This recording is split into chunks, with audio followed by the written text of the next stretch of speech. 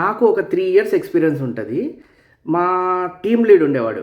మాదొక చిన్న టీమ్, ఒక 5-6 members team. మా టీమ్ లీడ్ ఆయన ఒక 8-10 ఇయర్స్ ఎక్స్పీరియన్స్ ఉంటుంది. ఆయన ఎలా అంటే ఎంత స్ట్రాంగ్ అంటే ఏది అడుగు చెప్తాడు, ఎంత క్రిటికల్ ప్రాబ్లం ఉన్నా సాల్వ్ చేస్తాడు. So is very very good అనమాట. ఆయన మాకెలా అంటే మా అందరికీ వాట్ ఎవర్ హీ సేస్ ఇంకా అదే, దాంట్లో ఇంకా డౌటే లేదనమాట. ఆయన చెప్పాడంటే ఇంకా అదే రూట్ కాజ్, అదే ప్రాబ్లం యొక్క సొల్యూషను, ఈ టైప్లో ఉండేవాడు.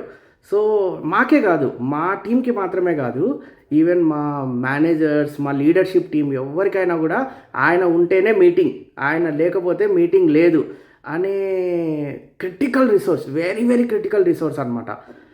ఒకసారి ఏమైందంటే ఐ డోంట్ నో, అప్పుడు నాకు అంత తెలియదు, ఏమైందో తెలియదు.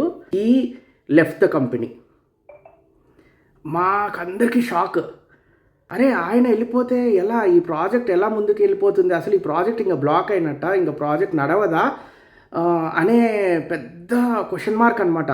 స్పెషల్లీ నాకు ఇంత క్రిటికల్ రిసోర్స్ని అసలు ఈ కంపెనీ ఎలా వదులుకుంటుంది అనేది. బట్ నాకు రియలైజ్ అయిన పాయింట్ ఒకటి, the moment he left the company, project ఏమీ అవ్వలేదు, ప్రాజెక్ట్ స్టాప్ కాలేదు, ప్రాజెక్ట్ ముందుకెళ్తుంది.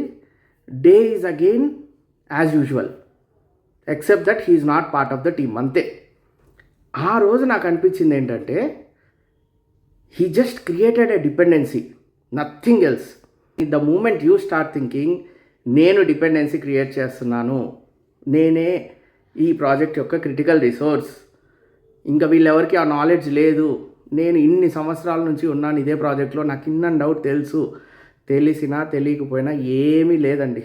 Remember this, try to learn, grow, పక్క వాళ్ళని గ్రో చేయండి, that's how you will grow.